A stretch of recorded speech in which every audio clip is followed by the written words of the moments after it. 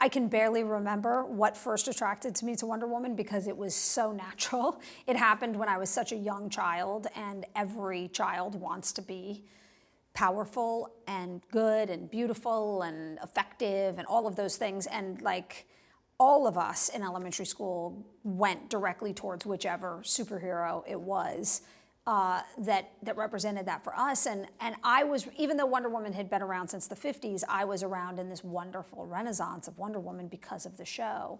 So Wonder Woman was like the thing to be, you know, that was it. It's like your fantasy of everything great you could ever aspire to being: beautiful and strong and kind and, you know, exciting and stylish and all of those things. So I was always attracted to the character as soon as I ever heard about her, and still am.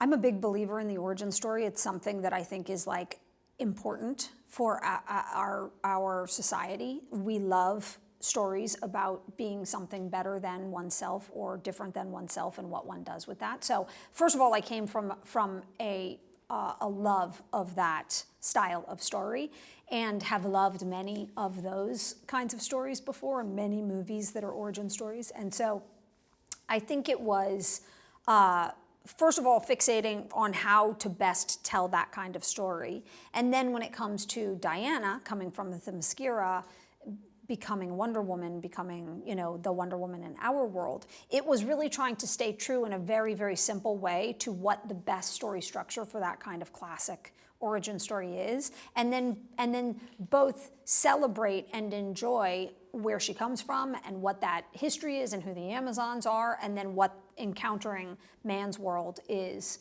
for a superhero, and that journey that every superhero must take into what it is to be, in an origin story, what it is to be a superhero and what they're going to choose to do with that power in our world.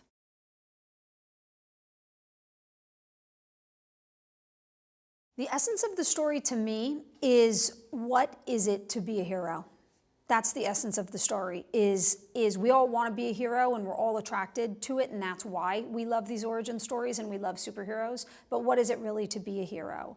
Is it defeating the bad guy? Yes, sometimes, but it's more than that, because it ultimately ends up being about, like what any of us in adulthood end up discovering. Being a hero is often not a proactive state of being, of going and punching somebody out and therefore things being over.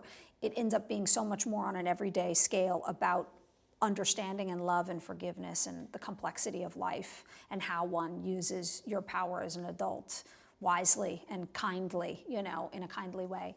And so that's what the movie's about to me. It's about how do we take a hero whose intentions are not violence at all, and who doesn't really get thrill out of violence, but put her in a world where her power can make a difference.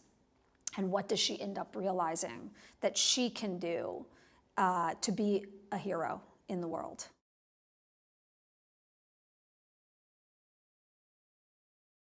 Gal embodies everything about Wonder Woman. I will never stop talking about it because I couldn't mean it more. Gal is genuinely such a beautiful, kind, lovely, thoughtful, and has a openness that is not based in naivete. You know, she might seem bright and available or naive or any, you know, she's just such a youthful spirit, but she's so wise, and it's coming from a choice. She's making a choice to stay open to the world and stay loving to the world despite understanding so much about it. So she is what Wonder Woman stands for, and is what Wonder Woman should stand for. He's an American pilot, fighter pilot, who ends up coming to Europe and becomes a spy for the Brits undercover with the Germans. And so he crashes onto the shores of Themyscira, no idea what's going on, but knows that he must get back to man's world because he has something in his possession which is going to change the course of the war. And ends up being the siren song that brings Diana out into the world. And then through their journey of their relationship, Steve Trevor ends up becoming the person who single-handedly symbolizes everything about mankind.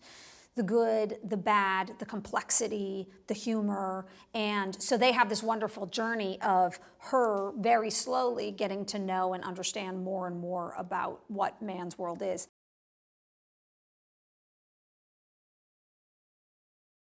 He's the person who does not want the war to end, who is the embodiment of Aries in our world, of wanting the war to go on forever at any cost.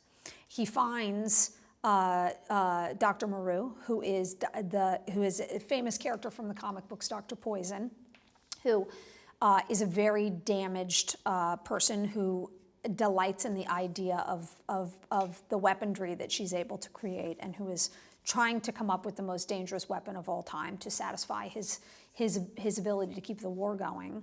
And they're both gunning to violate the armistice, knowing that the Germans are going to sign an armistice.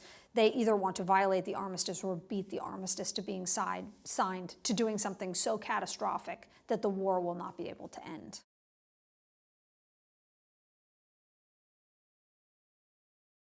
I think the coolest opportunity with Wonder Woman is that she is the archetypal ideal of the greatest woman of all time. She's not a certain kind of woman. She's not any smaller than that, you know? She's not a specific woman of only a certain kind. She is the idealized universal woman, not unlike what Superman is to men, you know? Superman is the great hero. You know, that's who he is. That's what he stands for. He stands for good and triumph and vulnerability and having a sense of humor, but wanting to be great and all of those things. Wonder Woman is the one and only version of that for women. And I think the thing that's so unique about her, and that was both instilled in Marston's original work and also beautifully celebrated by the show and Linda Carter, is that she wasn't compromised for her strength. And that was something very, very, very new when it was first written, and continued to be new and continues to be new now.